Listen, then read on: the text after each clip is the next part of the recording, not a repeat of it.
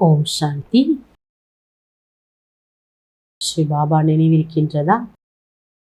29/9/25 பாபா தலைப்பு சொல்றார், மீठे बच्चे बाप आए हैं तुम्हें ज्ञान का तीसरा नेत्र देने. இனிமையான குழந்தைகளே, பாபா வந்திருக்கின்றார் உங்களுக்கு ஞானம் என்ற மூன்றாவது கண்ணை தருவதற்காக, ஞானம் என்ற மூன்றாவது கண்ணை கொடுப்பதற்காக. जिससे तुम सृष्टि के आदिमध्य अंत को जानते हो. இதன் மூலமாக நீங்கள் சிருஷ்டியினுடைய ஆதி மத்திய அந்திமத்தை புரிந்துள்ளீர்கள். பாபா கொடுத்த மூன்றாம் கண் மூலமாக தான் நம்ம புரிந்து கொள்ள முடிகிறது. क्वेश्चन, शेरनी शक्तियां ही कौन सी बात हिम्मत के साथ समझा सकती है? பாபா சொன்னீங்களா, சிங்கத்தின் பலமுடையவர்கள், சிங்கத்துக்கு எவ்வளவு சக்தி இருக்கோ அந்த சக்தி இருக்கக்கூடிய நீங்கள் எந்த ஒரு விஷயத்துல தைரியத்துடன் புரிய வைக்க முடிகிறது? दूसरे धर्म वालों को ये बात समझाना है कि बाप कहते हैं तुम अपने को आत्मा समझो परमात्मा नहीं. மற்ற தர்மத்தை சேர்ந்த ஆத்மாக்களுக்கு நீங்க இந்த விஷயத்தை சொல்லலாம். பகவான் கூறுகின்றார், தன்னை ஆத்மா என்று புரிந்து கொள்ளுங்கள், தாங்கள் பரமாத்மா கிடையாது. ஆத்மா சமஜ்கர் பாப்கோ யாது கரோ விக்ரம வினாஷ் ஹோங்கே. ஆத்மானு தன்னை புரிந்து பாபாவை நினைவு செய்தீர்களே ஆனால் விக்ரமங்கள் அழிந்துவிடும். அவர் தும் முக்தி தாமே சலை ஜாயங்கே. பாவங்கள் அழிந்தாதான் முக்தி தாமம் செல்வீர்கள். பரமாத்மா समझने से तुम्हारे विक्रम विनाश नहीं हो सकते. நீங்க உங்களை பரமாத்மானே நினைச்சீங்கன்னா உங்களுக்குள்ள இருக்கக்கூடிய பாவங்கள் அழிக்கவே முடியாது. ये बात बहुत हिम्मत से शेरनी शक्तियां ही समझा सकती है. இந்த விஷயங்களை தைரியத்துடன் சிங்கத்துக்கு சமமான சக்தியுடைய நீங்கள் தான் புரிய வைக்க முடிகிறது. समझाने का भी अभ्यास चाहिए. நல்ல தைரியமா அத்தாரிட்டியா ஞானத்தை எடுத்துரைப்பதற்கு கூட என்ன வேணுங்கிறார் பாபா, பயிற்சி என்பது கண்டிப்பா வேணும். கீத் 9 को राह दिखाओ प्रभु. கண்ணில்லாத மூன்றாம் கண் இழந்த எங்களுக்கு வழிகாட்டுங்கள் பிரபு என்று பாடப்படுது. ஓம் சாந்தி. बच्चे अनुभव कर रहे हैं, रूहानी याद की यात्रा में कठिनाई देखने में आती है. குழந்தைகளுக்கு அனுபவம் ஆயிட்டு இருக்குது, ஆன்மீக நினைவு யாத்திரையில எவ்வளவு கஷ்டங்களை நம்ம எதிர்கொள்றோம். கஷ்டங்களை பார்த்துட்டே இருக்கிறோம், கஷ்டங்கள் எப்படி எல்லாம் வருதுன்னு. பக்தி மார்க்கமே தர் தர் டோக்கர் கி காணி ஹி ஹோத்தி ஹே. பாபா சொல்றார், பக்தி மார்க்கத்துல ஒவ்வொரு இடமா போய் எவ்வளோ ஏமாற்றத்தை அடைஞ்சோம். अनेक प्रकार के जप तब यज्ञ करते, शास्त्र आदि पढ़ते, जिस कारण ही பிரம்மா கி ராத் கஹா ஜாதா. அநேக விதத்துல யஜ்ஞம், ஜபம், தபம், யாத்திரை, விரதங்கள் எல்லாமே செய்தாலும் பாபா சொல்றாரு முன்னேற முடியல. இதைதான் பிரம்மாவின் இரவு என்று சொல்லப்படுது. ஆதா கல்பராத் ஆதா கல்புதீன்.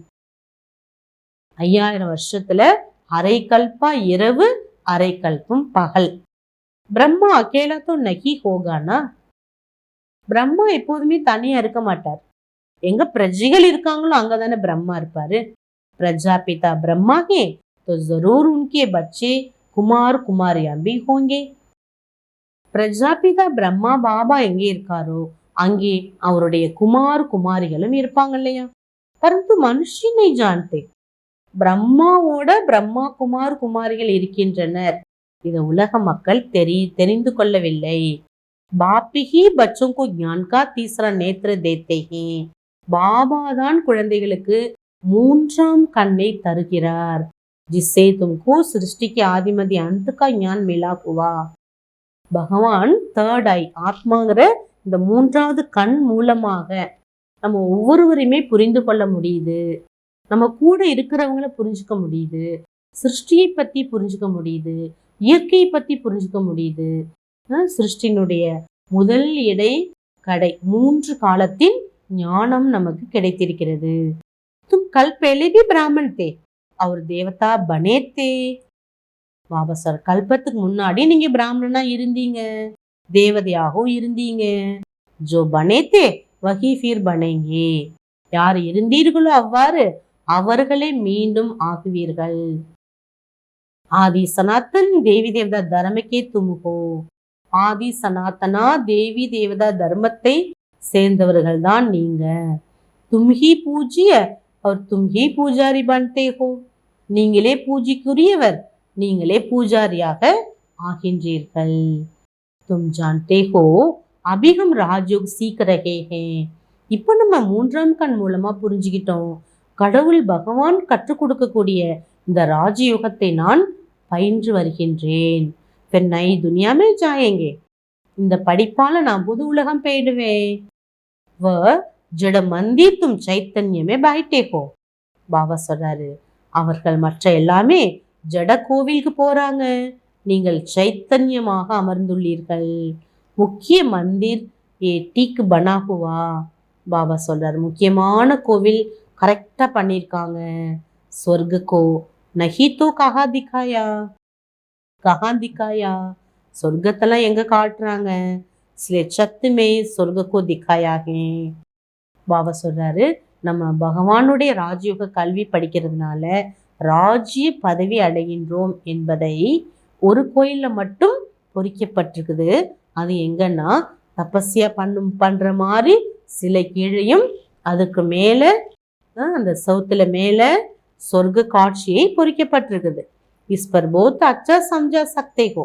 தில்வாடா கோயில நம்ம பார்த்துருக்குறோம். பாபா சொல்ற, இதை பத்தி நீங்க நல்லா புரிய வைக்கலாம். பாரத் ஹி சொர்க்கத்தா ஃபிர் பாரத் ஹி நரக் ஹி. பாரதமே சொர்க்கமா இருந்தது, அதே பாரதமே இப்போ மீண்டும் நரகமாகி விட்டது. மீண்டும் பாரதமே ஸ்வர்க்கமாக இருக்கின்றதுங்கிற ஞானத்தை நம்ம புரிய வைக்கலாம். புராணி துனியா से तुमको वैराग्य होता है. இந்த பழைய உலகத்தின் மீது உங்களுக்கு எல்லையற்ற வைராகியம் என்பது ஏற்பட்டுள்ளது. பாக்கி துனியாக்கை சோடு ககாஞ்சாயங்க. இந்த உலகத்துல தான் வாழ்ந்தாங்கன்னு இதை விட்டுட்டு எங்க போக முடியுங்கிறார் பாபா. ஆனா எப்படி இருக்கணுங்கிறார் பாபா? பேலன்ஸா இருங்க. அச்சா, தாரணைக்கான முக்கியமான சாரம் ஃபர்ஸ்ட் பாயிண்ட், புராணி துனியா கத்தம் ஹோனிகே. இந்த பழைய உலகம் அழிய போகின்றது. इसलिए इस दुनिया का சந்நியாஸ் கர்னா. ஆகவே இந்த உலகத்தை சந்நியாசம் செய்து விடுங்கள். दुनिया को छोड़कर कहाँ जाना नहीं, लेकिन इसी बुद्धि से बोलना. இந்த கலியுகத்தை விட்டுட்டு எங்கேயுமே நம்ம போக முடியாது. இந்த உலகம் எப்படி இருந்தாலும் இதுல வாழ்ந்துதான் ஆகணும். ஆனால் புத்தியால இதை மறந்துடுங்க. இந்த உலகத்துல நடக்கக்கூடிய துக்க தரக்கூடிய விஷயங்களை மறந்துடுங்க. नेक्स्ट पॉइंट, निर्वाण धाम जाने लिए पूरा पावन बनना है. பாபா சொல்றாங்க, நிர்வாண தாமம் செல்வதற்கு முழுமையாக தூய்மை பெற வேண்டும். रचना के आदिमध्य अंत को पूरा समझकर नई दुनिया में ऊंच पद पाना है. பாபா சொல்றாரு, படைப்பாளர் பாபாவுடைய ஆதி மத்திய அந்திமத்தின் படைப்புகளை முழுமையாக புரிந்து புது உலகத்தில் உயர்ந்த பதவியை பெற வேண்டும். பாபா தாரணைக்கான வரதான் கொடுக்கறாங்க. किसी भी आत्मा को प्राप्तियों की अनुभूति कराने वाले यथार्थ सेवादारी भव. எப்படிப்பட்ட ஆத்மாவிற்கும் பிராப்திகளினுடைய அனுபவத்தை கொடுக்கக்கூடிய யதார்த்த சேவாதாரி ஆகுங்கள். यथार्थ सेवा भाव अर्थात सदा हर आत्मा के प्रति शुभ भावना, சிரேஷ்ட காமனாக்கா பாவ்.